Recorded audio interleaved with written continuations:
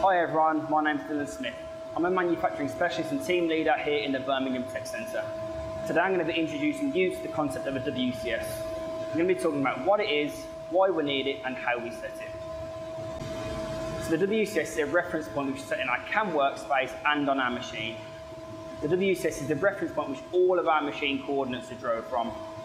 It's needed for a wide range of manufacturing equipment such as milling machines, lathes, laser cutters and so on. Okay, so let's get into it with a quick example. All CNC machines run off NC code which have coordinates in. So in this particular example, we can see our WCS, which is of course X, Y and Z0, is in the middle of our component. The toolpath will be driven from the coordinates which are referenced from this WCS. So we can see here on this 100 by 100 by 20 mm block of aluminium, our tool when profiling will be at the coordinate point of 50 mm plus the radius of the tool when travelling down this face, and in the opposite axis when travelling down the side perpendicular to it. Note that the tool is 16 mm in diameter, so we'd expect the coordinates to be 50 mm plus 8 mm, which is 58 mm. So how does this translate to the machine? You can see here I'm setting the WCS on our vertical mill. You may know this as G54, a work offset, a datum or something else. We'll get into how to set it a little bit later on. But what I'm going to show you now is why the position of the WCS infusion must marry up with the offset we've set on the machine. If we refer back to the coordinates of the toolpath we made earlier, when going down the sides of our part, the coordinates are at 58 mm in X and Y. Our block being just over 100 mm in X and Y means by setting the coordinate system in the middle of our part on the machine, our tool machines all sides of the part.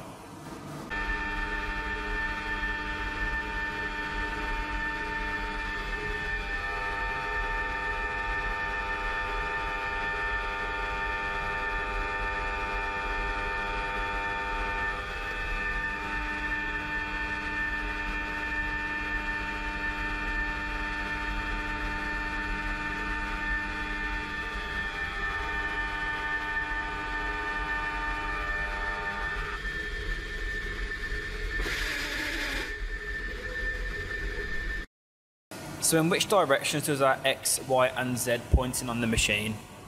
Something called the right hand rule can be really helpful for figuring out which directions the axis is pointing, and I'll explain the importance of this a little bit later on. So if we look at the machine head on, if we use the right hand rule, we can see our X positive is in this direction, our Y positive in this direction and our Z positive in this direction.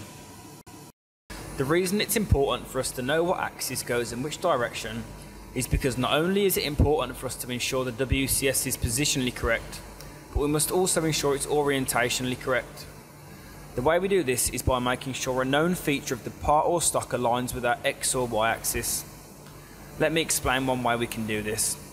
Here we have our vise. The jaws are machined perfectly flat and parallel to each other for optimum accuracy.